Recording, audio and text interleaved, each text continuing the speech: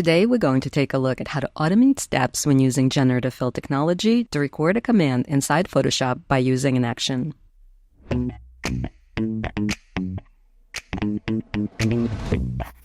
Hi there and welcome to Product Retouching course. My name is Svetlana Trifonov, and you can find me at productretouchingcourse.com, where we talk about all things post-production for product photography. Now let's take a look at the example. Here in Photoshop, I have a photograph of a bag open, and this is a part of the series of 6 bags, and I have these additional images on my hard drive. And notice that they're all shot on a white background.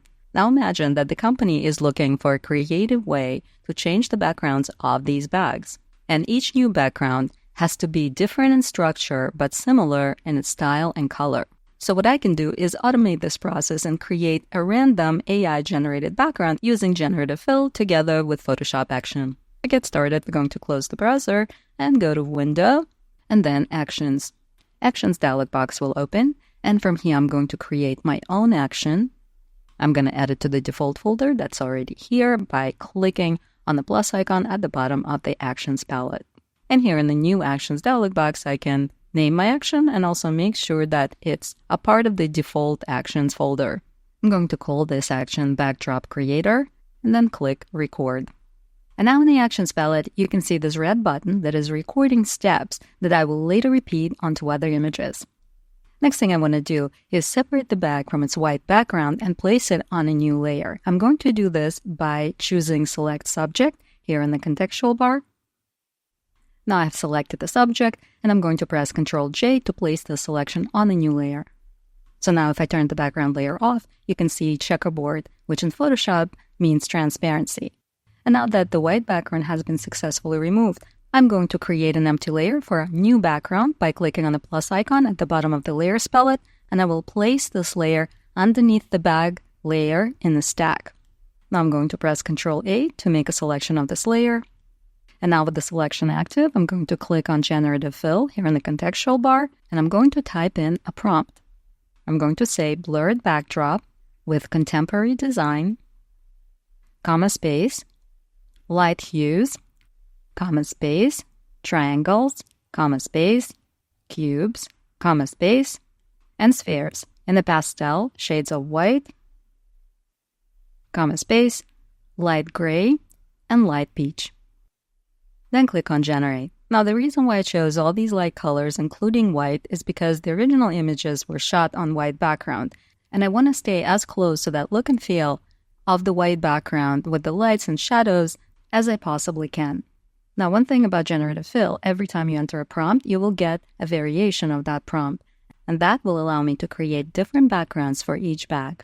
And this is what you can see here. Photoshop has created a new Generative Fill layer, including the 3 different variations. I'm going to go with this one.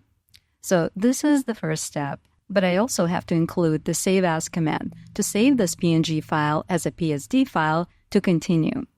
So I'm going to go to File, Save As, and then navigate to the same directory where my PNG file was. Make sure PSD Photoshop is selected, and then click on Save. For format options, press OK. Next, I will close the file and stop the recording of the action by clicking on the white square to the left of the button. And now I have Photoshop Action that is ready to go. So let's go ahead and try it out by going to File, Automate, and then Batch. For Action, let's make sure Backdrop Creator is selected. For the folder, we want the folder where we have the PNG files of all of the bags. So I'm going to select this folder. Now for the destination, make sure Save and Close is selected, and then simply click OK to run this section. Now Photoshop is going to open every image in this folder and repeat all of those same steps one by one, creating a new background for each single image of the bag. Now the great thing about this is that every single prompt gives me 3 different variations, and the action is saving it as a Photoshop document, which means that after this automation process is complete, I can open up every individual Photoshop document and then choose from the 2 additional variations, and this is just in case I'm not happy with the ones that Photoshop has chosen. Now let's give Photoshop a few more seconds to finish this automation process. Now we're done creating the images, and let's take a look at what we have. So inside the folder on my hard drive, I'm going to grab all the PSD files that were created by this action and drag them into Photoshop. And here with the first bag, we can see that we automatically have 3 generated options for the background that we can choose from. Let's take a look at the green bag. And you can see that each option for the background is different in structure but similar in its style and color. And this is the third bag.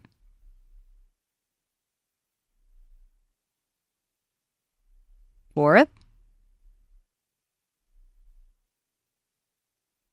Fifth.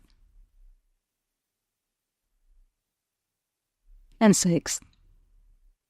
And this is a unique way of creating specialty backgrounds for your campaigns. If you found this helpful, don't forget to like and subscribe, and check out my other videos for more tips and tricks. Also make sure to check out my other courses where I teach all things post-production for product photography. See you next time.